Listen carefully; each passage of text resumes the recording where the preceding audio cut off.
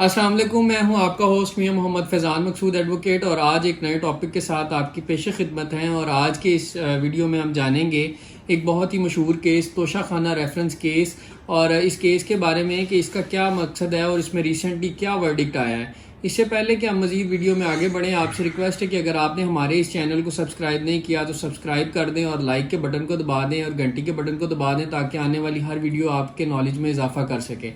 تو جانتے ہیں کہ توشہ خانہ ریفرنس کیا ہے۔ جیسے کہ نام سے ہی ظاہر ہے کہ توشہ خانہ ایک ایسا گفٹ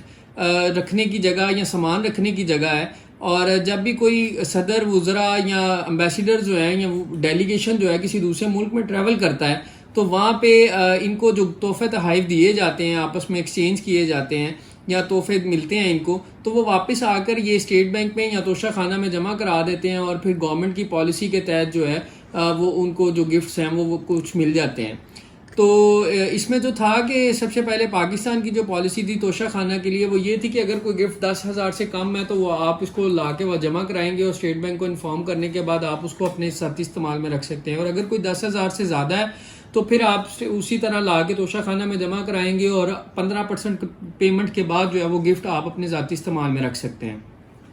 لیکن پاکستانی پالیسی کے تحت صدر اور وزیر اعظم کے لیے اسپیشل پروٹوکول ہے کہ آپ جب 4 لاکھ سے زیادہ بھی کوئی گفٹ تحفہ تحائف ہوگا تو وہ بھی جو ہے ان کو الاؤ کر دیا جاتا ہے، اور 15% پیمنٹ کے بعد جو ہے وہ اپنے ذاتی استعمال میں رکھ سکتے ہیں۔ اسی طرح یوسف رضا گیلانی صاحب کے دور کے اندر جب آصف زرداری صاحب کو 3 گاڑیاں جو تھیں وہ گفٹ کی گئی تھیں، جن میں یو اے ای نے گفٹ کی تھیں 2 گاڑیاں، جس میں لکسس تھی، ایک جیپ 2007 ماڈل، اور BMW 760 تھی جو کہ 2005 ماڈل تھی، یہ یو اے نے گفٹ کی تھی، اور ایک لیبیا نے گفٹ کی تھی 760 BMW 2008 ماڈل۔ تو یہ گاڑیاں جو تھیں صدر آصف رضا زرداری صاحب کو جو ہے وہ گفٹ ہو گئیں، اور وہ جو گاڑیاں گفٹ ہوئی تھیں ان میں جو الاؤ ہوا تو 15% پیمنٹ آپ کو جو گفٹ پے کرنی تھی تو وہ اومنی گروپ والوں کی طرف سے کہ اومنی گروپ کی طرف سے 15% پیمنٹ کی گئی انور مجید صاحب اور عبد الغنی صاحب کی طرف سے۔ تو وہ اکاؤنٹس جو تھے وہ فیک تھے، اور فیک اکاؤنٹ سے پیمنٹس کی گئی تھیں۔ اور اسی طرح جو ایکس ہمارے پرائم منسٹر تھے نواز شریف صاحب، ان کو بھی 2008 کے اندر جب کہ وہ کوئی عہدہ نہیں رکھتے تھے اس دوران بھی یوسف رضا گیلانی صاحب نے ان کو الاؤ کر دیا، اور ایک گاڑی جو تھی ان کے ذاتی استعمال کے لیے ان کو الاؤ کر دی گئی، اور اس کی پیمنٹ بھی اسی طرح ہوئی، اور وہ بھی تو اسی بابت جو تھا وہ ایک ریفرنس فائل کر دیا گیا۔ اس میں یہی موقف لیا گیا ہے کہ یہ جو گاڑیاں ہیں یا یہ جو پالیسی ہے اس کو انلیگل ڈکلیئر کیا گیا ہے، اور یہ کہا گیا ہے کہ جب بھی کوئی صدر یا امبیسیڈر یا کوئی ڈیلیگیشن جاتا ہے تو وہ بینگ اے ریپرزینٹیٹیو آف اسٹیٹ ہوتا ہے، تو جو گفٹ ملتا ہے تو وہ بھی اسٹیٹ کی پراپرٹی ہے، اور وہ پبلک کو گفٹ دیے جاتے ہیں۔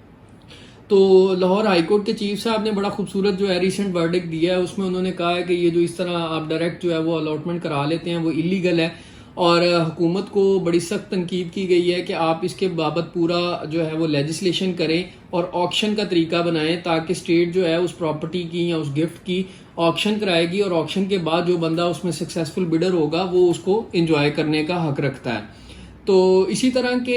اچھے فیصلے جو ہیں وہ ہمارے ملک میں اور ہمارے لوگوں میں جو ہے جوڈیشری پہ اعتماد بھی بحال کریں گے، اور اسی طرح کے اچھے فیصلے آنے سے انشاءاللہ ہمارا ملک جو ہے وہ مزید ترقی کرے گا۔